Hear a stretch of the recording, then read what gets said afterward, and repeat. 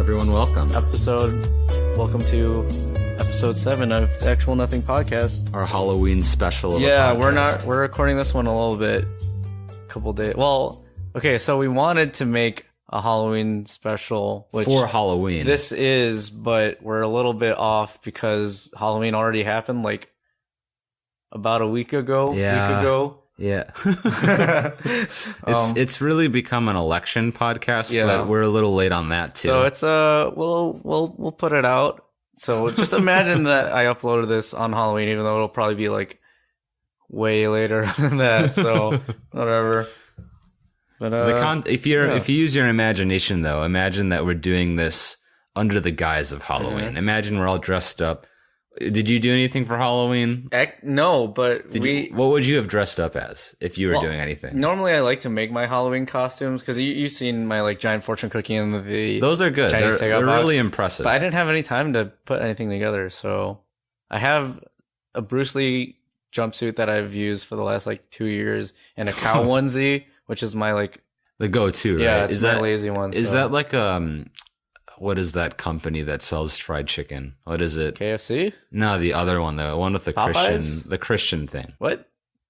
You know, the Christian Chick-fil-A? Yeah, Chick-fil-A. Is that a Chick-fil-A it's just a thing? random. Although they do have a cow day where if you come in with a cow costume, they'll give you free sandwiches. So I need to do that next time. That's a thing? Yeah. It's a very specific thing. I know like people like to shit on Chick-fil-A because they're like, oh, whatever, they're religious position. I don't care. Their food tastes fuck good. that. Their food It's is like great. people that are like, after they watch Super Size Me with McDonald's, are like, I'm never going to eat there. No. Chicken nuggets and their fries are delicious. And I don't know, man, like if you were working for them and you got Sundays off, I'm sure you'd kind of enjoy it too, right? Like that's I went this Sunday to Chick-fil-A because I was like, I could go for some, and then it was closed. And it's everybody who eats there has had that experience at least once where they're like, today I want some Chick-fil-A, and it's fucking Sunday, so you can't get any Chick-fil-A. And I was disappointed, so I just had to go home hungry, and I didn't eat anything. And what a way to ruin your weekend. Yeah, I know. That was what was really scary this weekend. If you were going to do something for this Halloween, what would you have gone as? Like, did you have any pre-planned costumes? No. Usually I like going as something not typical. Like a giant fortune cookie was what I went last time. Actually, if I had time to make a giant Infinity Glove costume like the guy that I saw at Comic-Con, I would have done that because that was a funny concept. Damn. But there's a guy dressed up as an Infinity Glove at Comic-Con? because it was, obviously some of the Marvel guys came and people were cosplaying as like Captain America or Loki, but the best one was some guy just dressed up as a giant Infinity Gauntlet. So Holy shit. His face was in the middle center gem, and then it's just a giant fist walking around, and it was the best. I was like, this guy has the best cosplay. How was Comic-Con, by the way? It was really cool. It was a lot of not waiting. The only thing I had to wait for was the photo op, and then if you did basically like the main event of the celebrities coming in, getting pictures with them or getting autographs, that's pretty much the only thing that you have to wait for. But most of it's just like artists and other little shops that are set up, and then you can go see what either people do for hobbies, or most of it is people selling stuff. So a lot of pop culture stuff. Like I bought a couple of stuff, like I was going to say, what's your merch? this decal that I got on the back that's of cool. Triforce. That is pretty slick. There was a lot of stuff that was like, if I had more money, I totally would have bought more things. But then it's like, I don't know where to put all of this stuff. But I did get a pretty cool Black Panther Christmas sweater that I'm going to wear when it starts getting more festive times, which apparently is now. So. I really need to pick up like a good definitive Christmas sweater. I don't own one. I have an ugly Christmas sweater, but this one's like cool and I actually like it, so I'm going to wear it unironically. Peter's got a Christmas sweater that I don't know where he gets it from. I think he got it from some sort of meme thing. It looks like it belongs on a Mike Tyson meme. If that is any indicator of anything. Like you got it from like a Goodwill or something? I think it's part of a Mike Tyson costume. I have no idea, but like Mike Tyson the boxer. Yeah. I mean, who else? Yeah, the chicken nugget That's guy. what Nah. I think that's sweet. I actually have, like, as someone who's never been to a comic convention, I don't know what to expect. Yeah, neither did I. This was my first one, and it was really cool. So now I really want to go to more of them. Yeah, I mean, to be honest, like, the stigma I get when I think about a Comic-Con is, like, weebs. Yeah. Well, obviously that's, like, probably the main audience, but ever since Marvel blew up and more people are thinking quote unquote nerd culture is cool and more mainstream, there's definitely a wider pool of people that are okay with going with it, which I think that's fine, because I think the only thing that's going to get me like really heavy into the MCU is if they add Keanu Reeves as a character.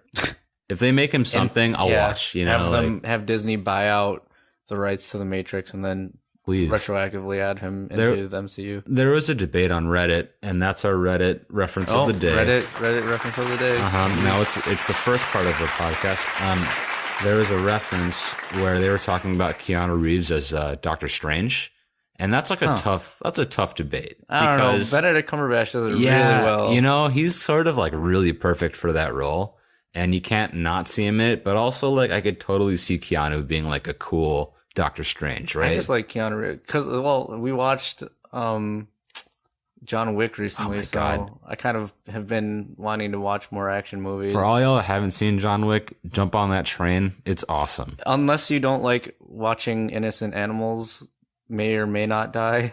Spoilers. Well, that's at the beginning of the It's old enough. You guys, if you haven't seen it, need to just watch it now. Well, a little puppy dies, but if you skip past that part, the rest of the movie is really cool. So I still can't get over the part where he's like, a fucking pencil every time. So John Wick 3's coming out. We'll have to see that in the theaters. Yeah, it's coming out.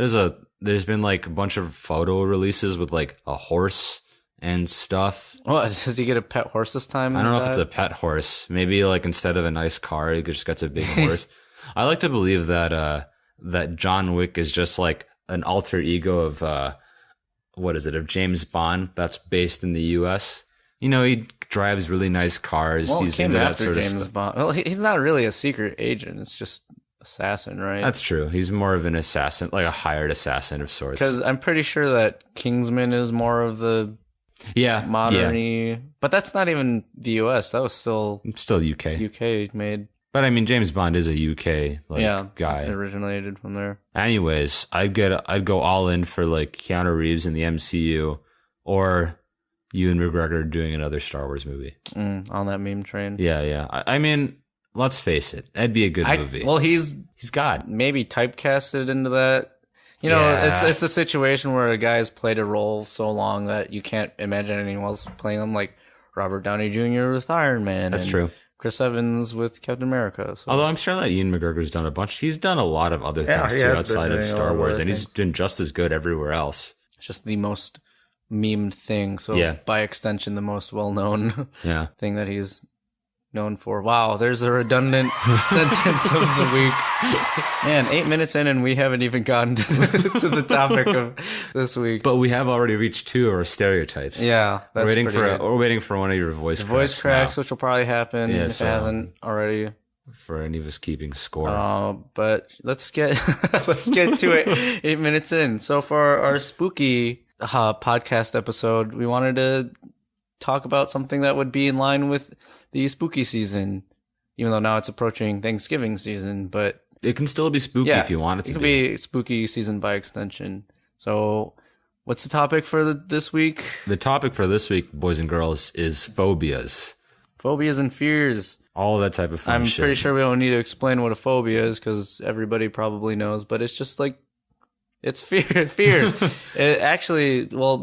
Phobias are supposed to be medically irrational diagnosed thing, is it? I think it's medically diagnosed, and the big part about phobias is that they're completely irrational, that they don't bear any sort of logical, understanding behind them. It's just like a fear. So, for example, arachnophobia means that you're scared of spiders, but not that you're just scared of them. It's that you're cripplingly afraid of spiders, where if one came into your view, you would probably freeze up and be unable to move or breathe, which most people nowadays are like, I've got arachnophobia, but it's just like people just don't like spiders. Yeah, I don't know. There's a sort of like using of that phrase so often because people hear it and they sort of conflate it with the meaning of like being afraid of spiders. Yeah, or like they'll be like, oh, I'm afraid of heights, so they'll think they have acrophobia. Yeah, or whereas like realistically, people who actually have acrophobia will not function anymore if you bring them up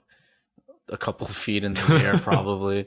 What's your favorite known phobia? Favorite known phobia? Yeah. Probably it's going to tie back to the Reddit thing of the week, but thalassophobia, which is that? Fear of the deep ocean and things inside of it. Thalassophobia. Yeah. Thalassophobia. I don't remember how to pronounce it, but it's, because that sub is really cool. I'm personally not afraid of it, but I think the ocean is a super interesting thing. And so that subreddit is just full of pictures of kind of eerie things of like maybe a wide action shot of a single person out in the middle of the ocean, and it kind of gives you the creeps, or it'll be like a picture of a boat, but underneath the boat is a huge shadowy fish that may or may not have dozens of teeth that could swallow you whole. Dude, I think just like the fear of the ocean is just like when you try and imagine just how big the ocean is, I think there's no clean way of doing it, right? Well, I think about how big the ocean is and how scary it would be to be stuck in it, and if there are creatures and stuff in it. But then I had the other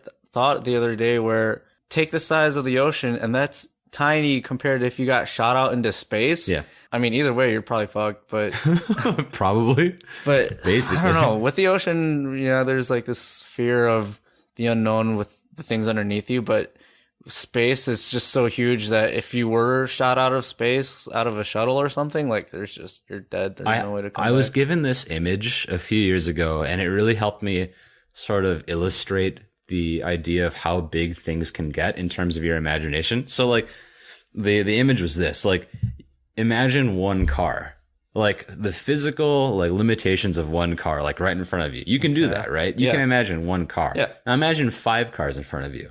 Still plausible, right? You can imagine being like around 5 cars. It's like a parking lot. Yeah. Now try and imagine like 100 cars in front of you. Like it starts getting harder, right? And now, start imagining like 50,000 cars in front of you. Like it's unfathomable to like imagine that many individual cars in front of you. And it's the same thing with like distance in the ocean. It's like, it's just super unfathomable to try and understand how many miles you have to sort of comprehend.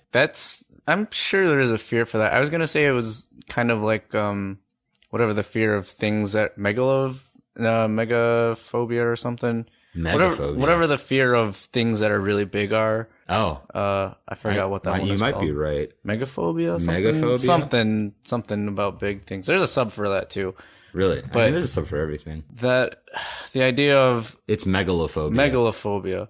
But I'm pretty sure there's also a fear of numbers, or maybe the numbers thing is tied into that. Because, like, same thing. If you try to imagine what $1 is, that's fine. But then when you think of, like, the lottery, and they'll say, oh, the prize is millions of billions of dollars. Like, I can't actually imagine what a stack of $1 billion would look like in front of me, and that kind of freaks me out a little bit. Yeah, I sort of struggle with the same thing. Like, well, because you're pushing your imagination to its very limits, right? Like, trying to individually imagine all those things is tough. Like, have you seen that video of they try to compare the Earth to the size of the biggest star in the galaxy? I know that video. Oh my god! Is that the one where they zoom out? Yeah, Oh, and God, it's just like it goes like from the Earth to Venus or Mars or something, and then it goes like Earth to the sun, and then it's like, well, the next biggest star is like 3 suns. And then it's like, well, the next biggest star is 7 of those suns that were each the size of 3 of our suns. And it just keeps going and going, and then it stacks up. But the scariest part about that video is the music that they put behind it, where it's just slowly building up, and it is perfectly in time with the sense of anxiety that you have and how just insignificant you are. Kind of like slow moving shepherd's tones. Yeah, it's terrifying in a way. I had a similar feeling when I had viewed the ocean. I think I'd told you about this before, but I had been in Fernandina Beach in Florida, and I was walking along the beach really late at night to the point where I couldn't really see far out anymore because of how dark it was. And the sound of the ocean compared with like the darkness surrounding it, and understanding that the ocean basically extends so far, that it's incomprehensibly far. And I just had this feeling of like dread. I was just like, oh my God, like I can't see the ocean, and I know it goes so far, but I can feel like it's going to grab you and drag you out. Kind of, sort of, like the worst part about being on that beach was that, when you're on the beach overlooking like storm season, you can see all the storms like way far out, miles out as they're coming in. And sometimes they don't even hit, but you can see them just like thunder, like going all over the place, and like lots of like these big cloud and rain pockets, like That was probably one of the most scary moments I've ever had to deal with, was just like in the dark, 20 feet max from the ocean. But it wouldn't have freaked you out if it wasn't in the dark, would it? No, because I would have been able to fathom it a little bit more, or see and have a gauging for how far it really is. But because it was dark and because I could audibly understand how big it was a sort of overwhelming moment. Yeah. Interesting, right? Interesting, yeah. The funny fear or phobia that I have always thought about whenever I think of phobias is a trypophobia. I know about that? Yeah. Trypophobia is this, it's sort of an unofficial phobia, but it's the aversion to the sight of irregular patterns or clusters of small holes. Maybe we can can you draw that as part of the thumbnail? the biggest one that I can think of is maybe pores and skin. Yeah, but really close up macro images of pores and skin. I see that. Yeah, the macro images are gross. Yeah. There's if you look it up on Google, there's the first picture that comes up is just the worst one. It's really quite horrible. Well, I don't know if it incites the same feeling as me being scared of something. It's more like a feeling of disgust. Yeah, I'm just sort of really averted to it. My skin crawls a little bit, you know? There was this thing that my old boss used to bring to work every day. It was this shitty plant. And there was a fake plant in it, and it had these little holes that you could put stuff in. Yeah. But they were just so nasty. I don't know what it was about. I just hated seeing it. For me, I think it's if I have the feeling or the idea of that if I squeeze this thing, a bunch of liquid would just ooze out of the holes. I think that's kind of what makes me kind of repulsed. Yeah, it's repulsive, right? That's a good word for it. Right? We're not afraid of it. I just don't want to deal with it. Yeah, it's just take it out of my eyesight. Yeah. I think the worst one that I saw on the Trypophobia sub was there was a horse hoof or a horse foot that was de-hoofed. Oh yeah. So underneath the hoof, all the bristles, right? Yeah, it's just long sinewy things. And then the top comment on it was imagine running a comb through it. And I was oh my God, I want to throw up. Oh, shit. Because it I don't know if it was bloody, but it looked really raw. It was bloody. Just the muscles are exposed and tendons. And just, so anybody who's curious and you want to probably disgust yourself, go ahead and look up trypophobia. Trypo phobia. Yeah, it is fucking disgusting. Also, just so you know, underneath horse hooves are those weird bristle-like shit. Yeah. So search at your own, I guess, risk. Yeah, exactly. That was just sort of a go-ahead question. Those are oh yeah. So let's start with this though. What are some fears that you have that may not be phobias, but they're fears. Fears. Yeah. And let's rule out some of those big existential or metaphysical fears that everyone tends to have. Because those are good cop-outs. The ones that are the future. Oh yeah, stuff like that. The fear of failure. Yeah, those are all pop fears. Those are things that everybody can relate to. Welcome to being human. You have the fear of failure. I've got one. Okay. Mine is losing any of my senses. More so, one of the main 5 senses. Yeah. Which are sight, sound, touch, or feeling, taste, and what am I missing? Hearing? I think I already said that. Oh. Vision, hearing, taste. Damn it! Here's my idiot Welcome comment to our podcast. We can't remember. Why can't I remember that? Vision, sound, smell, taste, and touch. Yeah. Okay. But the idea of losing my eyesight, I think, is the one that is the most worrying to me, just because as humans we're so visually reliant, and I think it would be way different if I were born blind, Yeah. But since I've had my vision my whole life, the idea of losing that or losing the ability to hear and becoming completely deaf, not just partially deaf, that is kind of terrifying to me because, Well, you build your entire world based on the senses you've been sort of afforded. Yeah. It's different. When I had taken a class on, ASL, I remember that I had learned that the deaf community is different. They don't see themselves as being disabled in any sort of way because they create their world without the sense of sound. Mm-hmm. So their entire world is just like a soundless thing, but it's completely normal for them. Yeah. So to create your entire world and to have this reality that you comprehend with sound and then to lose that sensory capability is like, it's traumatizing. Yeah. It's horrible. I guess it's more of the fear of being debilitated or having to change the way I perceive things is what was scary to me. Yeah, I understand that. I mean, like I experienced that briefly at night because my eyes are so bad that they don't adjust in the dark. And so like what'll happen is I'll wake up and I just can't see anything. And like I hate the feeling of not being able to like gauge how far I am from things. Mm-hmm. It's just really disorienting, and it's like the worst feeling because like I need to stumble around for a minute and figure out where I am. Yeah. There was one moment that I remember really vividly.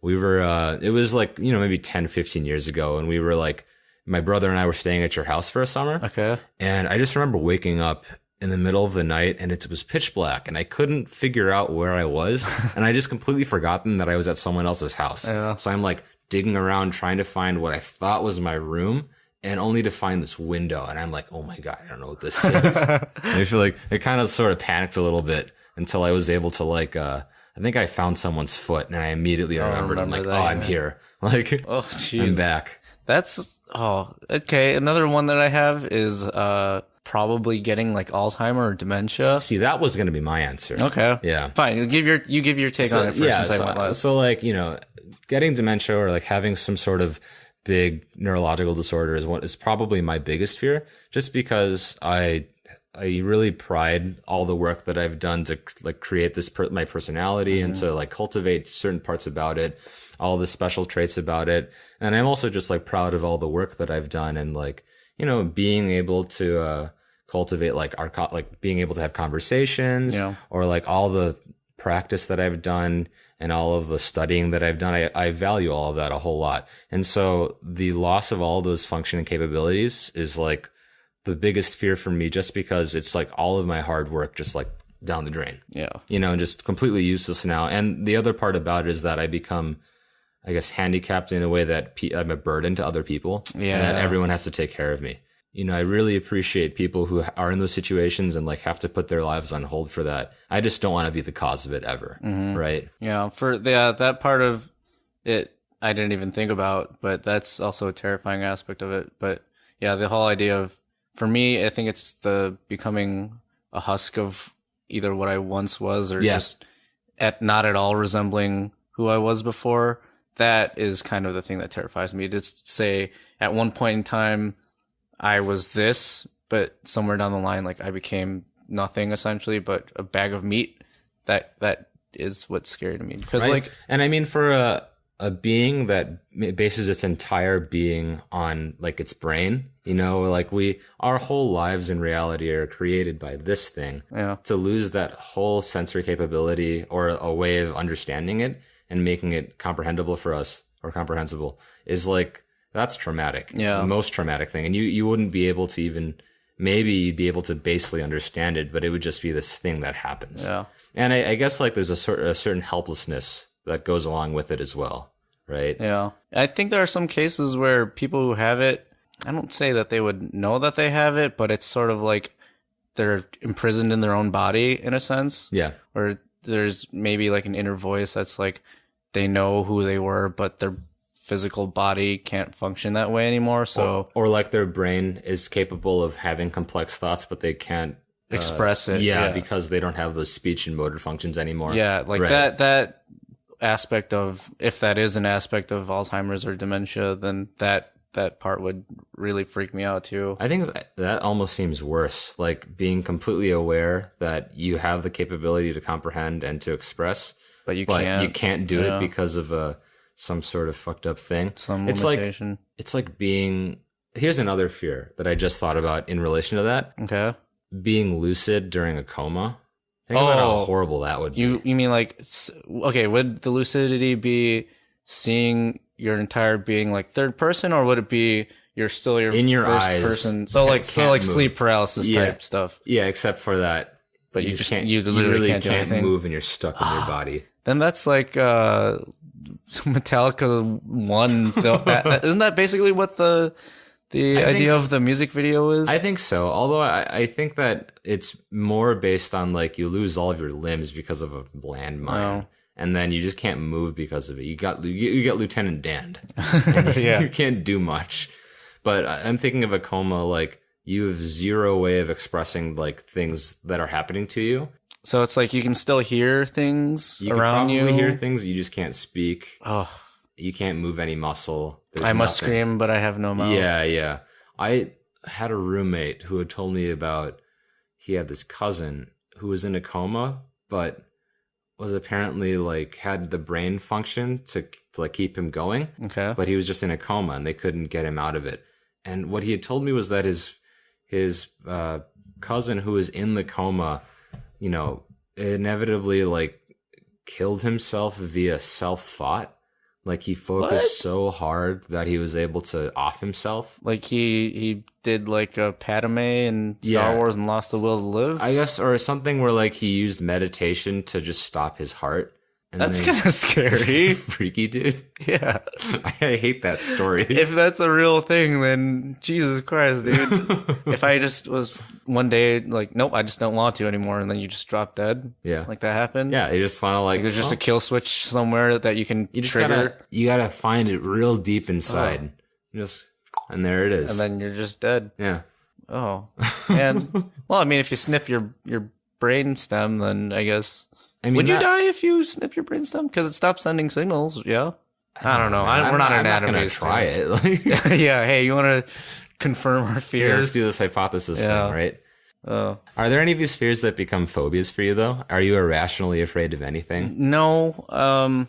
Maybe not as you know of right now. Yeah, right? I think part of it is too that we're still young, so we don't really know the possibility of these things happening to us yet. Yeah. So I don't know about you, but I still very much feel in that stage of life where I'm kind of not invincible, but I still feel very capable physically. Yeah. So I'm not super worried about it because, like, I don't know, I take care of myself physically. So yeah.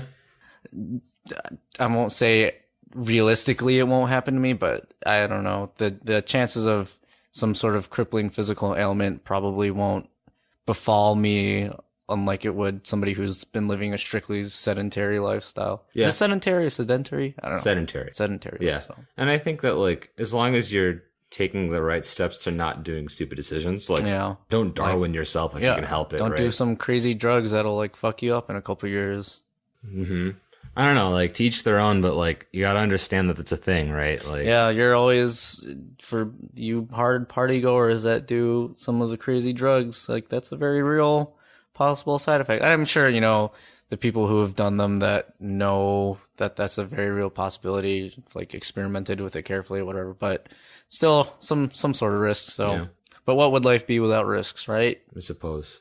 I think if I had a phobia, you know, the closest I've gotten to a phobia was, you know, I don't really know if I've ever gotten close to a phobia. I've gotten close to like having a really bad freak out when I was flying to Atlanta recently. And there was a Hurricane Michael was just like in full force heading out to the Atlantic. And there was just these big bands of storm heading over Atlanta. And I was like, I was not in a good place heading out there.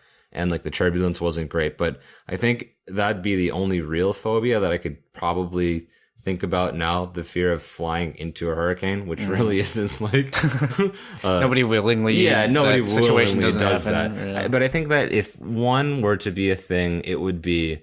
I think it'd be most susceptible to thalassophobia.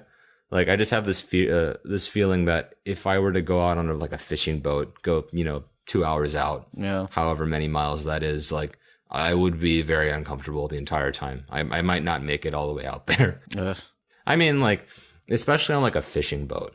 Like if you ran out of supplies or the gas, you didn't have enough gas or something. That's the thing. So I had the opportunity of doing that over the summer, and I was just like, I really should not do that because like there's just too many variables that can like fuck up. You know, if you get out there and you get caught in a current, or you go out there and a storm just rolls in happenstance, like you're boned. You know, you can't do much about that. Or it's like when people swim at the beach, if they swim out too far and then they get pulled out by the turret. I hate that. Tide. turret. I tried to combine tide and current together. Yeah, there's turrets out in the ocean that if you swim out too far, they're like, nope, boop, boop, boop, You gotta be and they careful. just kill you. Just like in the simulations. Yeah, just like in the simulations. No, dude, fuck that. I really don't like that at all. I think part of the fear of the ocean is that it's just so unpredictable in a lot of cases. Well, that's what fear is, right? The things that are unknown, and that's why they're scary, because we can't understand or rationalize them. So that's why we're afraid or you're cautious around them. I'd say that's a good working definition of it, especially like if there's some sort of unpredictability with it. I think for me, the definition of fear really falls into like a loss of control. Okay. You know, there's like a loss of control and an unpredictability about it. And so like it really falls into that profound unknown because there's no way of truly, I guess, predicting how something is going to act. And I think that really is a way that people express their phobias. When there's a certain amount of uncontrol in a situation, they express like that fight or flight response. And that's sort of the basis of the phobia. So like I can totally see that happening with bugs. Yeah. Or, you know, especially with spiders or like centipedes, because like those things, they move in such erratic ways that like I can totally understand the unpredictability of those little things. Yeah. Those things freak me out. Like even those house centipedes, man. Like, oh, dude, I hate those things. Those they're gross. They get like a foot long, and they're just like it's really for me. It's spiny. Whenever you crunch. Well, first of all, they're really crunchy. So even if you lightly grasp, I've had to grab. Touched one? No. But I like grabbed it with a napkin and to take it off. But it like dude. It squished in my hand. Why'd you do that? Because what was I supposed to do? Just leave it there? I had to kill it somehow. Just take it outside. No. Be a humanitarian. Nah, that thing. If you're in my domain, you dead.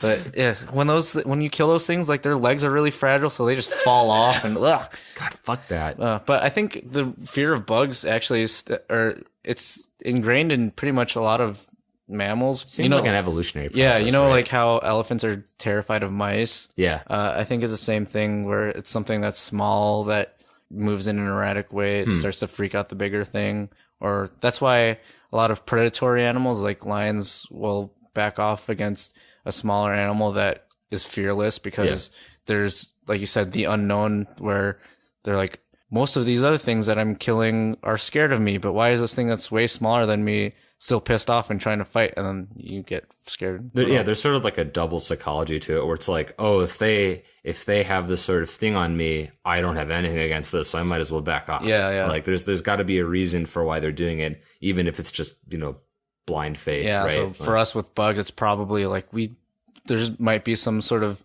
DNA deep encoded in us that's like, this thing might have poison and it might kill you if it touches you, so stay away from it. I think also that the ratio of like size to the amount of pain that a little bug can inflict on you is a big deal too. You know, like I'm sure that the first person to get stung by a bee must have been like, wow, fuck that. I don't want to deal with this anymore. Like these things. I like the idea of the very early human who ever came into contact with a bee that got stung was just like, it wasn't screaming in pain, but they were just like, wow, that sucks. Oh, this is bad. Never again, man. It's like, oh, bro, this sucks bad. That's if I could ever support any sort of idea of like a Neolithic human, it'd be that. You get stung by bees, fuck that. Calm but agitated. Nah. Do you think your fear of the ocean has some tie with like something that happened to you? Does that stem, or is it just an idea that invaded your thoughts? It could be. I don't know. I just like I think it might have something to do with.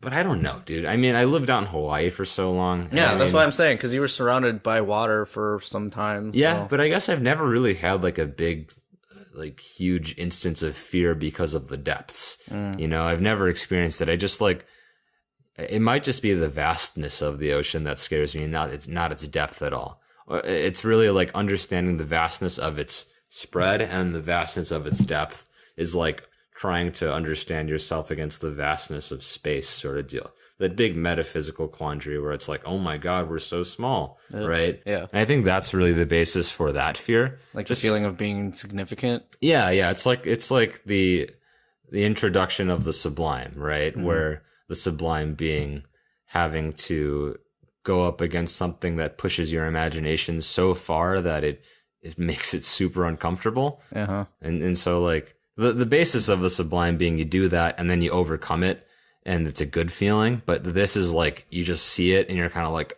oh, sorry. And would you be more I've asked this before. Would you be more freaked out by the ocean if you could see to the bottom? Like if it was completely clear and you could see all the creatures and all the things below you. Do you think that's more scary than it being pitch black water that you are just out in the middle of? Like say you were just in the middle of the ocean. I think it's both bad. I think they're both bad because like I don't know which is worse. Like sort of trying to acquiesce the depth of the ocean, like being so deep but you can't see it. Yeah. I think, but then I also think about if you're on a big cliff and you're looking down way far and you can see how far that is, like how terrifying it is. But you're just up there. But like think about being on what are those things in the ocean, like the drop-offs? And imagine like looking down. Yeah, that's what I'm saying. Like if you're like above the Mariana Trench or something and you could just see all the way down. Dude. I think it's less of the idea of this is so huge below me that freaks me out, and more of the what if I see some crazy mythological creature that, like, what if Cthulhu is real and we can now see him because the water is super clear, like giant squids. That would be freaky. Yeah. Like they're probably thousands of feet below you and would take a while to reach you, but if you had clear eye shot of them, or you were an eye shot of them, or they were an eye shot. Wow, You're really getting it. Yeah. It's really hitting you hard. Like if some crazy giant squid could spot you at the bottom of the ocean, is like, I want you now, and then it swam up, that'd be scary. It would really make the whole marine travel totally different. Yeah. I think one really freaky thing about the ocean, which this podcast is becoming mainly about the ocean. Yeah, it kind of is like when you go really deep that the pressure just increases exponentially. Oh. That's sort of fucky for me. Yeah. Like if you go too far and then you try and come back up too fast, like you can just create air bubbles in your lungs and die. That's the bends, right? Yep, that's the bends. It sounds horrible. Man. Getting crushed by pressure, I think, is terrifying. Well, I've told you before that being buried alive. I think we actually talked about that on a different episode, but when did we talk about that? I don't know. It was when I mentioned the Justice League and Hawk Girl and how I confused her with being a hot girl. I think it was actually somehow links to being buried alive. Because there was an episode. Do I have to talk about it again? Hey, no. We'll just. It's just a really claustrophobic scene, and then it kind of incited like I don't really understood. So wait, do you think that played into any sort of weird childhood phobia for you? So like claustrophobic. I don't think I'm claustrophobic because there have been times where people were like, "There's not enough room in the car. Can you sit in the trunk?" I'm like, "Yeah, okay." That's true. And I mean. You're the type of person who'd be able to sleep anywhere. I remember that was like one of your qualifying traits you'd tell us about. You're like, I can sleep anywhere, and you'd fall asleep. Well, when I used to sleep over, I just put some chairs together and call it a day. Aaron used to sleep when he'd sleep over. He'd find like a spot underneath a chair and just sleep there, and just be like, "Dude, we can give you a pillow," and he'd be like, "No, it's fine, I'm good," and just do it. Well, that's the total opposite of what I've been feeling recently, where I just lay in bed for 6 hours. I did that last night. Well, it wasn't 6 hours, but I'm pretty sure it was like I laid in bed for like 2 hours. I don't know. What do you do when you lay in bed for 2 hours? Try to go to sleep. Damn, that's the worst. I know. That would be scary, not being able to go to sleep ever. Ever? Yeah. But being more tired, I think that would freak me out a little bit. That's the worst, actually. So if you had to do that and you were forced to do that, it'd be terrible. I was awake for 36 to 37 hours like last week or the week before that. Yeah. I was doing this, I had to do this paper thing or this presentation. It took me all night. And then I had to stay up until like 10:30 the next day to do all of these things during the day. And I just remember like there was a certain point in the day where I was just getting really paranoid of everyone. And that like I started having auditory hallucinations. Yeah. And so like that's after not even 2 full days of sleeping, or of not sleeping. There was one instance where I was walking on the street and I remember I was just so tired and I'm trying to get to my car and a runner goes past me and I just have no conception that he's there and I flip out. And I like jump 2 feet towards my car because I'm so afraid of it. Really? Like that's the sort of paranoia that hits you when when you haven't slept for that long. Oh, geez. Yeah. So, I mean, I think that'd be a terrible fate to have, a terrible fear to give into.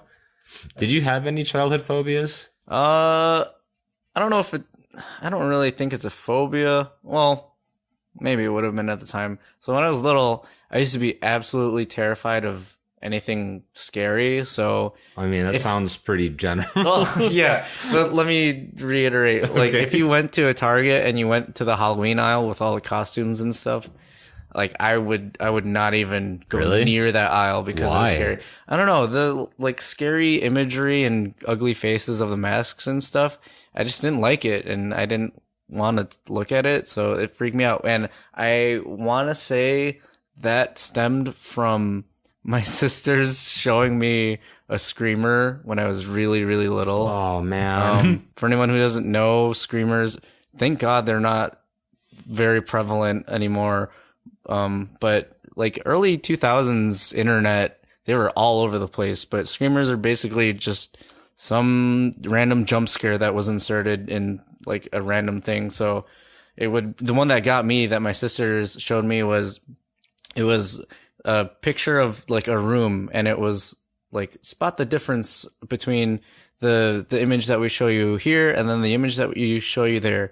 And the image, it told you to just look at it, and you're looking for the differences that it tells you. And then out of nowhere, some scary demon ghost face comes out with really loud audio that just spooks you, just and really, really loud. And I vividly remember it was at my cousin's house.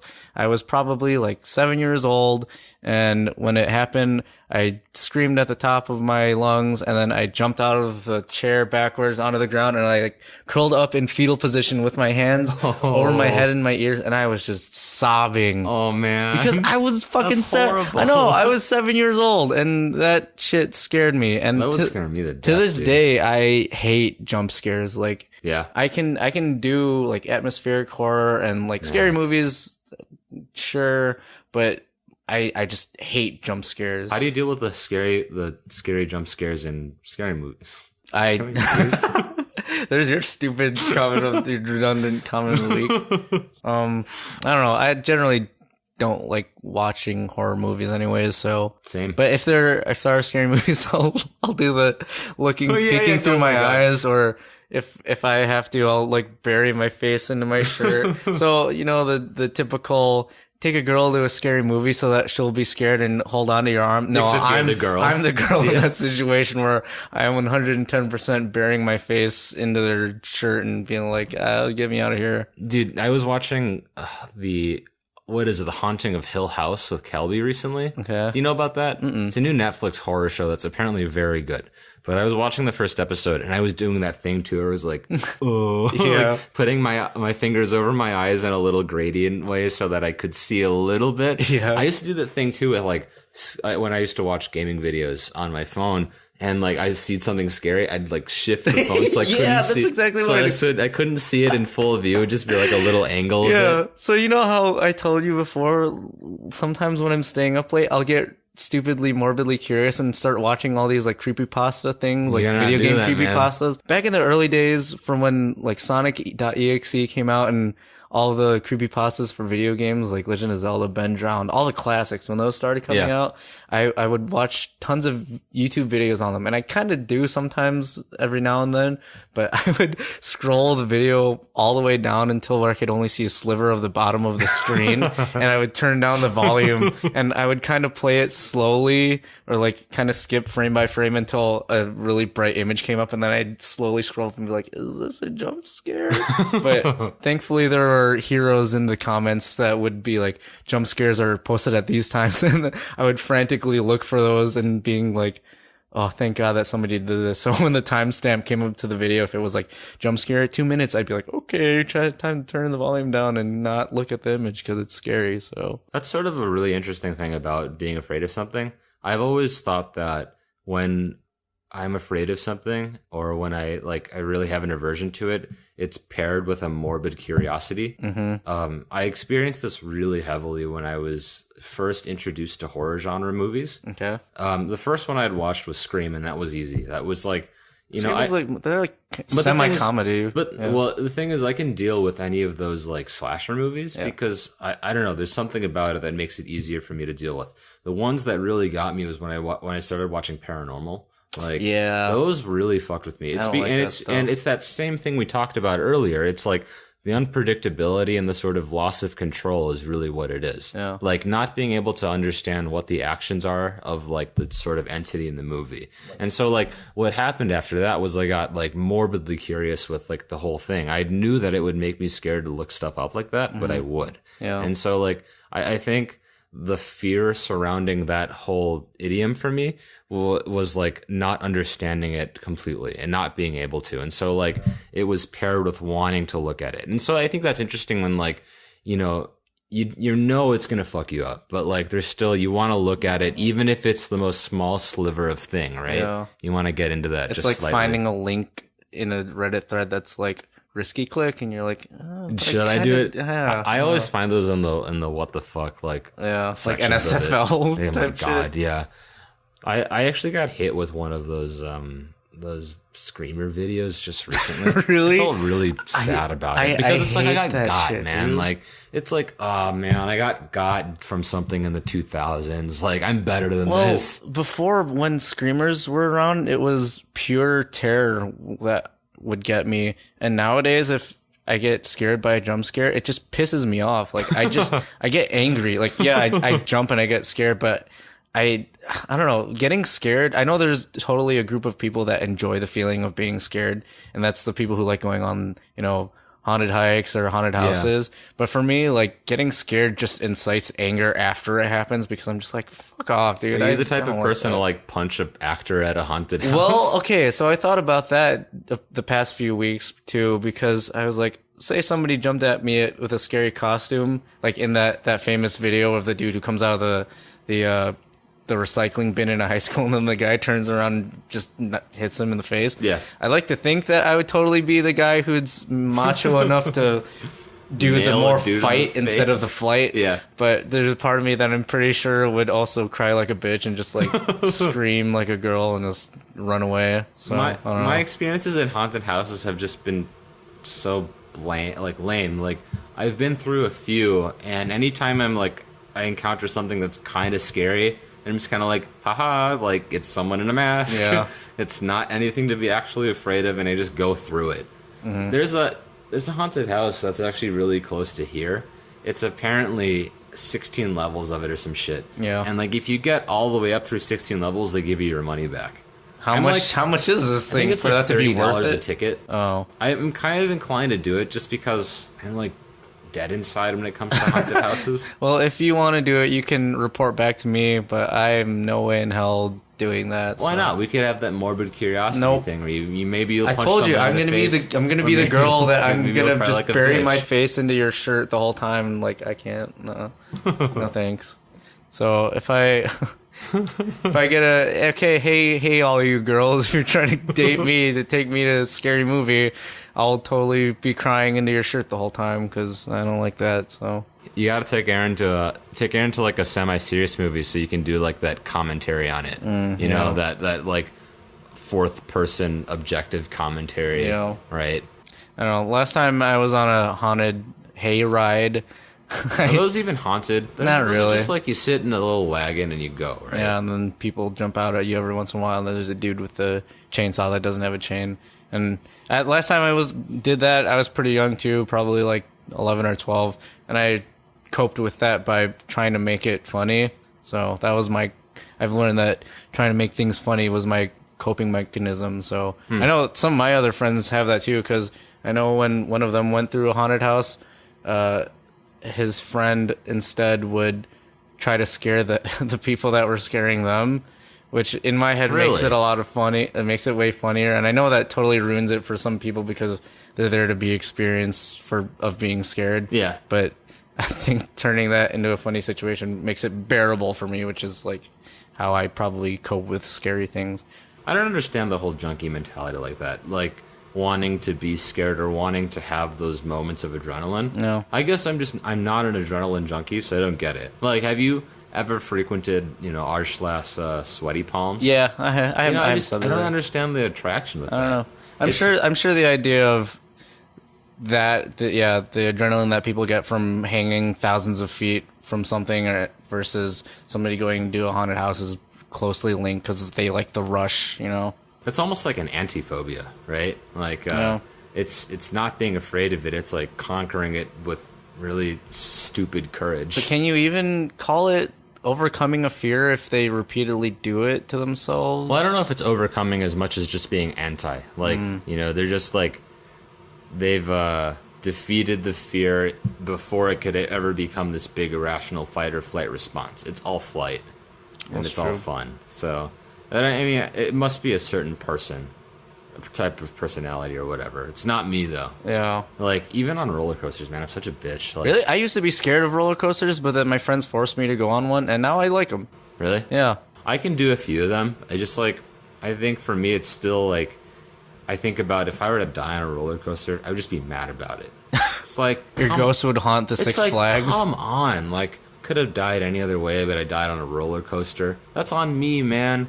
I'll say I'll do roller coasters, but I won't do giant drops. I don't like giant drops. That's totally true. I just really won't do a giant drop. Or, like, the last thing I refused to do at Six Flags was, after the giant drop was the whole V2 thing. Oh, I did that. Okay, I really didn't feel like doing that. That one was probably the most stomach dropping out of any of the roller coasters. Yeah. I don't like that feeling, the butterflies you get in your stomach when you fall. Oh my god, it's like when you ride the plane and they just like whoop and they're going down like just I don't like a couple that. hundred feet. I get that feeling when I play video games sometimes. Like, really? Yeah, so if you're...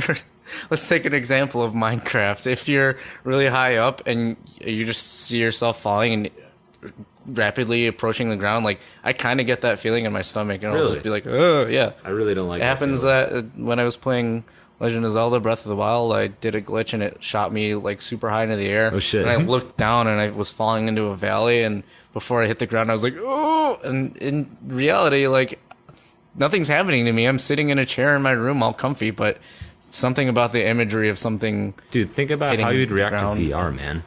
I know. Well, I don't. Okay, when I get a VR set, I don't know if I'm going to do any of those crazy sensory things where they'll put you out on a scaffolding like above a city. But I don't know. I'm mostly in it for Beat Saber. Hey, when I get one, let's try to do them and see. I was gonna say when you get one. So wait, how do those things work? Would it be VR? Yeah, would it be a console, and then if you bought like another headset, you'd be able to use it? Well, VR, it's basically they're taking the monitor and you're just putting it on your eyes, so you need a computer for it. Okay, so it's computer based. I was gonna say we should do a podcast where we do a VR podcast and we experience it. There are people who do podcasts in VR. Really? Yeah, they do. They use VR chat and they have their avatars and they talk. Huh. So it's kind of cool. But if we do VR stuff, I'm not playing any scary horror games because, dude, fuck that. Like, I already hate. I can just imagine like doing VR like Amnesia, like the base horror game, and I would just be freaked out the whole time. See, like a lot of those games, I'm already accustomed to because I've already seen them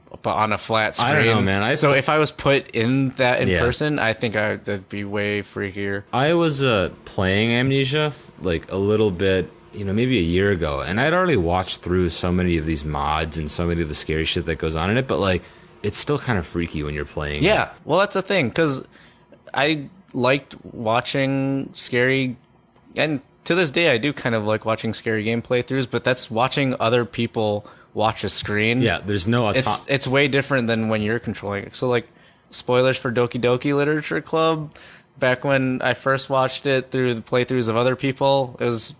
awesome. It was funny. I like seeing the other people's reactions to it and them getting scared. And then when we played it, oh my god! I like reverted back to when I first watched the playthroughs of them and got scared of it myself. And dude, the best part was we were drunk, and so there's sort of less inhibitions towards how we would, I guess, use decorum in our speaking, and so it just got real natural. So all those fears are real fears. Maybe we should do like a scary stream every Halloween season. A scary stream would be really fun, actually. Yeah. Just like I can with scary. I think with scary movies and scary games, I can only do them if I'm with other people. Yeah, same here. Like I definitely wouldn't have subjected myself to Doki Doki Literature Club by myself. Dude, no way, man. I wouldn't do it by myself either. Like Amnesia, I wouldn't do that by myself. Like. When I watch those scary gameplays or scary reviews of people playing them, I think I'm only okay with it because there's the sense of another person, not in the room, but there's another person who's experiencing it along with me. Yeah. And so that sort of dampens the scary effect on me where it's like, I can kind of relate to this other person who's also seeing the same scary stuff as me. So it's like, it's not just me. But if it's just me playing Dead Space or some shit, I'd probably be freaked out. Oh my god, Dead Space is freaky too. Dead Space is pretty good. Well, nowadays I see it more of an action than a... Yeah, but when I played Dead Space 2 once, and it was just like, that was really freaky to play. Well, so how effective do you think is music for you as an indicator of something scary? That, I think the auditory part of it scares me more than the visual part. I agree. Because with jump scares, I've thought about it before, where one of the classic images that they use for jump scares is the Exorcist girl. Yeah. And so I've seen that. You could Google it. You can just Google Exorcist girl, and I've seen the image. And after, obviously, I don't like looking at ugly, scary things. I just don't want to see it. But if I see an ugly, scary face, after a while, it's just, you sort of get desensitized to it, where you're like, well, it's just this image that's in front of me, right? But the auditory part of the jump scares, where it's the really loud, sudden yell, that's what freaks me out, I think, more, because it's very quick and in front of you, and you can't really do anything to stop it. Or, I don't know, the auditory part of scary things, I think, is what makes it worse. Because, with scary movies, they always use, like, the water phone to build that anxiety in you, or the slow, high-pitched strings section. I was going to say, like, I think, especially in Hitchcock's, what is that? Psycho? Mm-hmm. Those strings are so iconic. Like, when you think of, like, a slasher movie, you think of those Hitchcock strings, where, like, it's the really high shrieking strings, and, like, it's so dissonant and so, incomprehensible that you really don't know how to deal with it. Yeah. And especially when it's bombarding you. There was an interesting thing I'd read about music and sound, is that there's really no way of deciding whether or not you get to hear something. It just happens. Mm-hmm. Like, it's sort of an opposing force. So especially it's so effective for me in movies. Like, one of the worst parts about scary movies for me is the buildup. Just because, like, I know something's going to happen, and there's that sort of expectation without delivering. And so, like, the slow rendering of music during a scary part of a movie that's building up is so effective for me, just because, like, none of this music is supposed to be comprehensible or, like, easily understandable. It's just meant to, like, drive this sense of anxiety. Mm-hmm. I think the best example for me is when you play Amnesia and you're in the spot where that monster's coming for you. Yeah.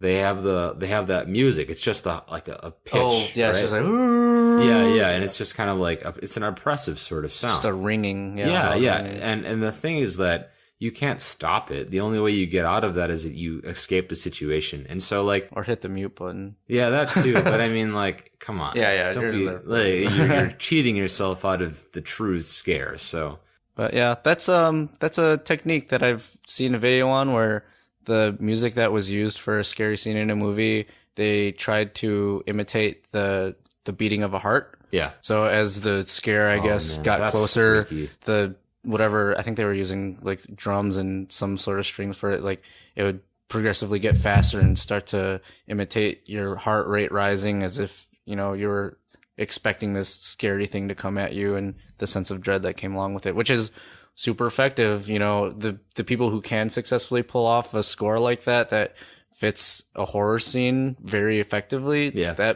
I think that's very impressive. I don't like it, but I think it's very impressive. I don't like it either, man. It scares the shit out of me, dude. I already talked about how I kind of deal with scary things.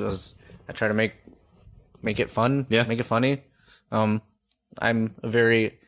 not going to call myself a comedian, but I like funny things. Like, I like funny movies, and nice funny. Humor is a very big part of my personality. So I think that being such a prevalent part of me has definitely become maybe not a crutch, but it's a natural way that you deal with it. It's a thing that I apply to because I'm comfortable with it. So scary, not even necessarily just like scary movies or scary games, but any sort of scary or anxiety-inducing situation, I tend to try to apply some comedy to it, and that helps me. Is it like going for an interview for a job or something? Like, that's scary in the sense that you're anxious for it, or for studying for a test, and sometimes I'll, like, crack jokes about it. And one of the things that I've read was the way that a lot of people deal with near death situations is that they'll start laughing, almost out of like maniacally laughing, like totally out of left field.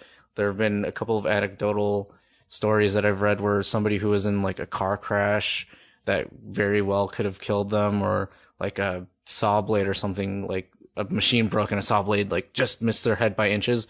Like they start laughing, and because their body just decided, hey, laughing is how you're going to deal with this thing, because I guess their brain couldn't comprehend it at the moment, and they're just like, oh, I got to do something to make sense of what happened, and then you just start laughing. So laughing is such a weird response, I think, especially in those really traumatic situations. I'm just thinking about this one instance where I was watching a video of Elvis singing a song like "Are You Lonely Tonight?" And there's a certain point where Elvis can't sing it anymore, and he cries, or not cries, but he's laughing all the way through the clip. It's really weird. Yeah. And I think the background of it is that in the summer before that recording, his like wife had cheated on him. And so while singing the words, he had been affected by its meaning. And so he couldn't deal with the psychological trauma that those words inflicted. And so he just started laughing. Was it like a jovial laugh, or was it like a Joker crazy person laugh? It was a little more on the maniacal, but more desperate sort of laughing. It's sort of like laughing to get away from a situation, and trying to induce some sort of like humoristic attitude in order to substitute it for the terribleness of the situation entirely. Yeah. I mean, I think I do the same thing with depending on the situation, I'll try to impart some sort of humor on it, a really dry sense of humor that's like criticizing, because I know it's to sort of show myself that it's fake. Yeah. Because for things that scare me normally, it's like I'm watching some sort of movie, or I'm like being, I guess, shown something that, like, media that's scary. And so like what I do is I try and criticize it cynically to make it seem fake and more objective and practical. The thing that I do when I'm like really terrified of something is that I take like a sort of optimistic nihilistic approach, where it's like I think about how things just sort of would keep happening if I would have never seen this or consumed this media. So like if I'm particularly scared of something, I'll be like, this would be the same situation I would have been in if I hadn't seen this. Or for instance, like, oh, I'm scared of something now and you're over there. Like, Aaron didn't see this and he's perfectly fine. So like, there's really no reason to be afraid, because like we're experiencing the same reality, but mine is given to something else because I watched something stupid. It's just sort of understanding that all the world just keeps turning in the same reality, and it's just your objective experience or subjective experience that changes things. It's the same thing when I like get performance anxiety. I just think about how like I'm going to do this thing and it's scary right now and it's going to give me the nerves, but like afterwards I'm not going to think about it anymore. Like there's no reason for me to dwell on it, and everything's just going to keep going, and nobody's going to remember it in like a year or two, right? Yeah. It's sort of that everything just sort of happens and keeps moving forward. That's just how I normally handle these like situations where I get scared. I take a similar approach with certain things. I, like you, when it's a more of an anxious situation, I tend to remind myself that this is just a very small portion of my life. And like you, it's basically the world will keep going no matter what. Time won't stop for me in my situation. Like if I say I have to have a talk with somebody that I'm kind of dreading, not saying that this is real, but let's say this hypothetical situation where I had to have a talk with a boss or something, and I'm like, oh, am I in trouble? I would remind myself that, this is probably only going to be an hour of your life or something. And, afterwards, like you said, nobody will call me out on it. Nobody will probably remember that it even happened. And then that gives me a little bit of solace. That's like, all right, well, you kind of just got to get through this and then everything will be okay at the end. Yeah, right. I know that one example of that is a lot of people I know don't like to go to the gym because they feel like everybody around them is judging them. And I'll tell this for everyone out there who's listening to this and has that fear. People don't give a shit. They barely remember what you look like next to you. People that are just there doing their own thing. But I know that that's a very real fear that some people have of, oh man, what is this person's thought of me?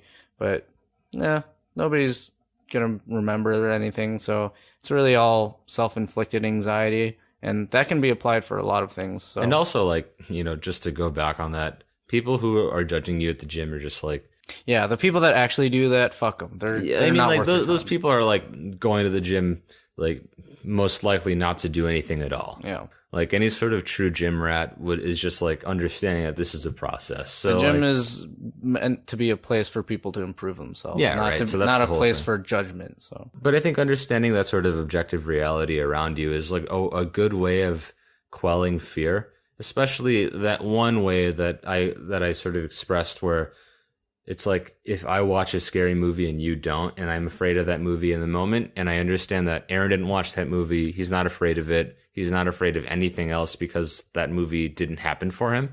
It's sort of a nice calming factor because it's like, oh, like life is continuing onward despite this stupid thing that I did to myself, right? And I think that's like a good way of trying to manage some fears like that, taking a really practical approach to understanding them and taking it, like, sort of empathizing with another person and how they might view reality in relation to yours. Mm-hmm. You know, that's sort of a nice way. The way that my parents always taught me, and this is something that is always good too. Like, just think of something like happy, right? Like, I think whenever go to a happy place. Whenever I used to have like nightmares and I would tell them about it, they'd always be like, "Oh, just think of like Mickey Mouse." And like, you know, you can't be mad when you think of There's Mickey a Mouse. Mickey Mouse creepypasta. Don't do that to me. Don't taint this for me, man. I need this. This is still my backdrop. Sorry. I don't know. Now I'm just getting a thing of like, you think about Mickey Mouse and he's just like, "I'm gonna fuck you up, huh?" Sorry to ruin that for you. I would be down for a belligerent Mickey Mouse, just not a creepy Mickey Mouse. Yeah, I don't know. Yeah, Mickey Mouse.exe sort of style. Going to a happy place is a good idea. That's actually sort of one of the ways that I dealt with getting over the fear of public speaking. Yeah. And did you have fear of public speaking? I don't know if it was exactly a fear. It was more like I didn't like to do it, but now I have zero problem. Really? Yeah, I absolutely have no problems. Like if you needed me to be a presenter for something, the only aspect of presentations that makes me nervous is the preparation for it and the idea of me stumbling over my words and not really correctly articulating my thoughts. But the act of going out in front of a bunch of people and talking about something doesn't bother me at all. And one of the ways that I dealt with that was like you. I thought about I went to my happy place. It was probably like thinking about a funny SpongeBob episode or something while you were talking. That one part where, like, you know that one episode where Squidward's like, just imagine he's in his underwear, and then he goes, "Oh no, he's high." Yeah, that's how I feel like what happens to most people who tell that as like a way to quell anxiety. Like, just imagine everyone's in their underwear. Like, I don't want that. It would probably make me start laughing if that happened. But yeah, that was one of the ways I dealt with them. The other way that I dealt with public speaking was that I sort of told myself, you're brave enough to go out and do that in the first place. And that can also be applied, I think, to more other fears, that for the person who's trying to face their fear, if you can tell yourself, hey, you're brave enough that you're somebody who can go out and do that, and there are people out there who are too scared that they wouldn't do that. It's sort of like an ego boost. Yeah. And that ego boost sort of helps you get through it. And that's part of what helped me get rid of my fear of speaking in front of people, where it's like, I'm pretty sure there are a ton of people in this crowd that would be terrified to speak in front of all these other people, but check it out. I'm out here. I'm doing it. So I'm sort of a badass in that sense. That's right. It's cool. That's right. So that's what got rid of it for me. In the most technical way, where you're faking it till you make it. Yeah. Right. It's like, that's a cliche line, but hey, dude, it's true. Yeah. Yeah. I'm sort of weird with that. I'm really good at talking in front of a lot of people. I can just do it. Yeah. Like, I'm very happy to give presentations or to like do some sort of speech or anything. I love that. Yeah. But when it comes to like performing musically, it's the most horrible, nerve-wracking thing. Yeah, I don't know what it is. I think it's because that's a different craft, or you're expressing a thing differently than speaking words. And there's also different types of etiquette that involves like different situations. I just think it's the funniest irony that like for someone whose life is oriented around performance and like being in front of people, it's harder to do that than it is to present something. Yeah. Where it's like I feel comfortable and at home there. And I think it's for that kind of thing, I think it's more of a exposure over time helps that fear go away rather than a one-time deal. Yeah. Because face your fears can also mean it doesn't have to be a one and done thing. It can be slowly expose yourself to the thing or gradually start off with a small bit of it and then get to the root of the cause and do more of it. And eventually it'll go away. But yeah, I think with performing on stage, it's like your first concert would probably be way more nerve-wracking than your 10th or your 11th. Like, yeah, you'd think so. Hopefully by then it would be a little bit, but it's varying degrees for different people. So yeah, but a lot of people have that sort of performance anxiety. It's like when you extend yourself out into this like, mass of people to be judged almost relentlessly. And there's that sort of agreement that, okay, here's my art and you can judge it. Yeah. And so I think that's really the main fear about it. And so there's a certain, the situation is totally different between like public speaking and performance, although it bears some sort of like relative irony, you know? And public speaking, I think, was documented as one of the biggest, most common fears that everybody has. No, yeah, I think it's because it's that same thing. You're like, you're being judged on the same grounds using the same language, and you're being thrust into this position where you're now so completely vulnerable. Yeah. So see, now I'm starting to think about how I would feel differently if we recorded this live in front of an audience, in a studio. Like right now, obviously we're cool because it's just us and we're just hanging out, and that's the soul of the podcast. It's just us hanging out. But I'm trying to imagine how different it would be, and if I would have like that performance anxiety where I can't speak right, or I'd be scared to put out certain thoughts if I had other people at the moment listening to me, which is kind of a weird thought because the whole nature of us recording this and putting it out there means that there is an audience that will hear all these thoughts that we're laying bare. But I feel like in my head, if I had a physical person next to me, it would be a way different story. I think it's like there's that shield in front of us where it's like, we're condensing all this information and then putting it out there, as opposed to there's no shield. People are listening to it as it comes out of our mouths. Yeah. The editing process is our shield, and it keeps us from saying anything or putting anything out there that we would find questionable, or even like little intricacies of our speech patterns that we don't like very much.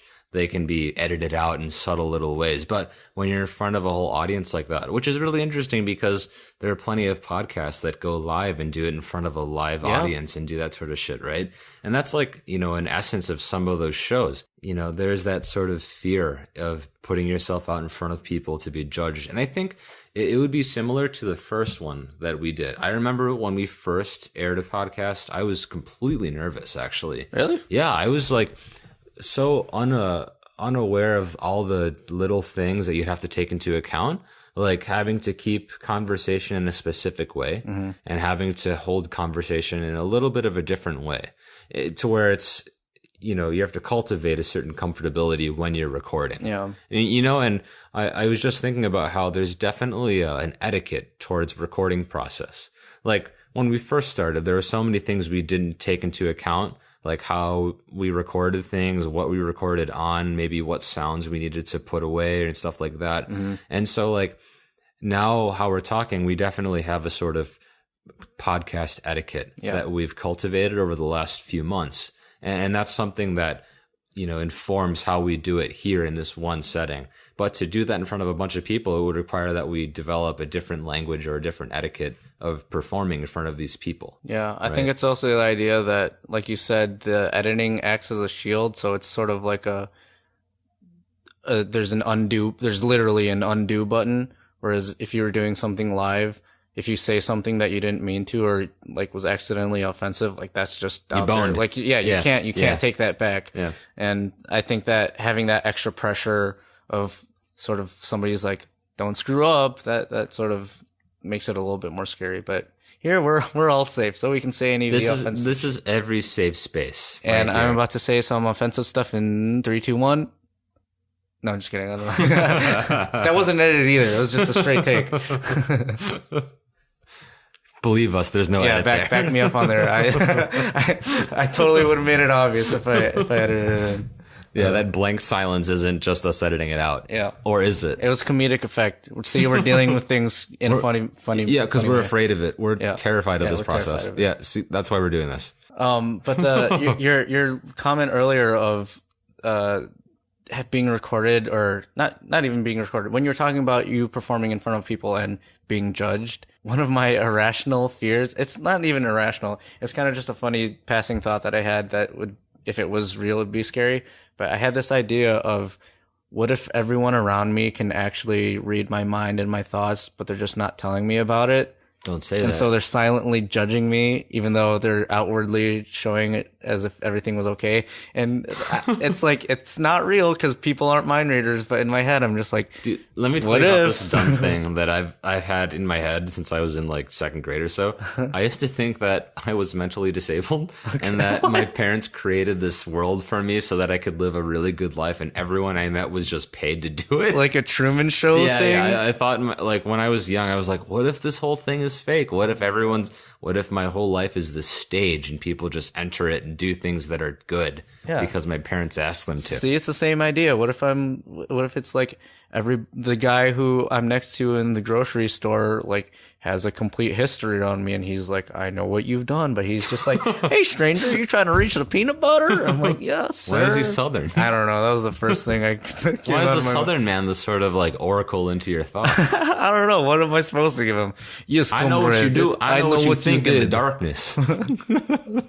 It's like, well, gosh, I think that I know what you did last summer. That would be the worst if Goofy was your oracle. Like, if Goofy could read all your thoughts and he just confronts you. He's like a random event, just pops up. He's like, I know the dirty things you did last weekend. It's like, no, Goofy, please. I know what you do in the nighttime. I know what you're doing in the nighttime. Yeah, that's my personal hell, I think. I think that's like circle number 5 for me. What? Goofy as my personal oracle, telling me all of the wrong things If you read I've done. Dante's Inferno, circle the 5 editors know it's circle 5. It's Goofy there. Yeah, we put out our edition, Personal Circles of Hell. We should do another episode on that. Like, we should make a 9 Circles of Hell. A 9 Circles of Hell podcast. Oh, that'd be great. Tune in for some time. Sometime. We'll do the 9 Circles of Hell. We'll do that. We'll come up with our own personal hell. That would have been really good if we had been airing in like June of 2006. We could have done a 666 Circles of Hell cast. Is that gonna roll around again? When's Not the next for another time? millennia, man. Oh yeah, that's sorry. I don't know. What if we find immortality? Okay, here's a fear. Does the idea of immortality scare you? Depends on the situation. Am I allowed to keep my body, or do I rot away and wither away? Just I'm still alive and conscious. Let's say your body just keeps aging. Okay. Do I feel pain? Yes. It's our bodies as they are now, but you can't die of an illness or of old age. Oh, like the invincible man shot into the sun, but can feel pain. Yeah. Okay.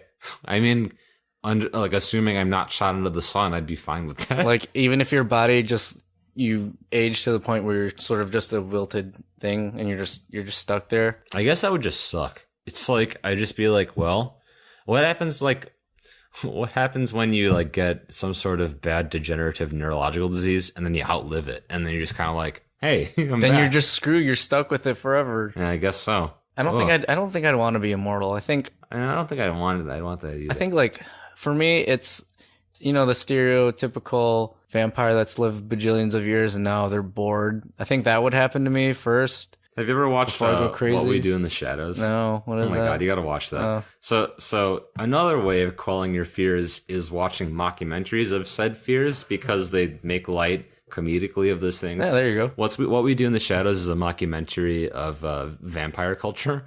It's basically these 4 vampires who live together as roommates in New Zealand. Okay. And they go out and they have fun and they do vampire things and like sucking blood? Yeah, they do that. There's like, I don't know, they have funny backgrounds, like one part of it is like, oh, Peter's like the young, like the off the rails vampire. And it's like, they show his name, he's like 120 years old.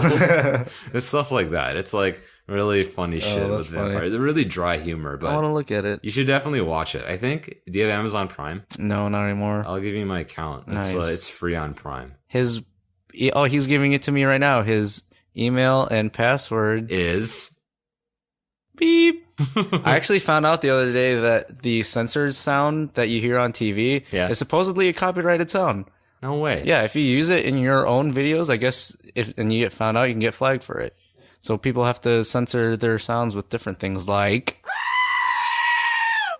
What the? Sometimes when I say you... Yeah, I don't know, just...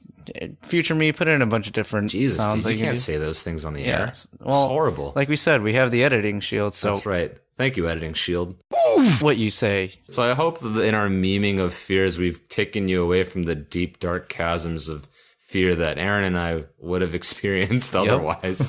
No, I swear, getting close to the middle of this one, I was like, I'm gonna think about this at night. I'm not gonna be able to sleep tonight. Dude, I'm telling you, when I go home, I'm probably gonna watch some like Sonic EXE shit. I don't know why you do that to yourself. I don't know either. Some sort of like flagellation sort of thing. Part of the reason why I think I somewhat enjoyed looking at video game creepypastas was I found PewDiePie pretty early on when his channel... It was pure. Yeah. When his channel was comprised of like scary gameplay videos. Like him and Markiplier, I watched them way back in the day, like early on to their channels, and they did like the early runs of Amnesia. Oh yeah. And seeing their reactions and them getting scared was kind of what got me into having fun with watching other people play scary games and getting scared. I did the same thing. Yeah. Like every day after school, I just watched like a scary PewDiePie video. Yeah. Before his channel became a repository for children. Yeah. And sometimes me. Yeah. Well, we're garbage, but you know what? It's called a trash can, not a trash cannot. Oh, shit. So there's your life lesson, kids. If there was any sort of moral we were trying to impart on you today, it's that. Yeah, you are a trash can, not a trash cannot. And you can trash can get over your fears using comment shit. That really didn't work so well. Oh, it didn't. You got anything else you want to add? I'm coming up pretty... I'm happy with the long arc that we've created with this sort of thing. I do, yeah. Right? I think we've really covered a lot. If you think that we need to cover anything more on fear and phobias and other things, give us a shout out on any of your favorite social media accounts, because we're there. We're totally existing. I don't know. Do you want me to make a Twitter and like an Instagram and stuff for it? You tell us. I say yes, but I think we should get on Instagram. I could totally do the Instagram thing, because then I thought about it, and the YouTube videos haven't that many people seen, but if people are just watching them through the RSS feed like Pinecast or the Apple way, they don't really have ways to... Well, they can comment on them, but it's not like we're going to be notified of them, I don't think. So I'll probably try to make an Instagram page and make that the easiest way for people to talk to us. Is this the end of the video? Are we going to end spontaneously?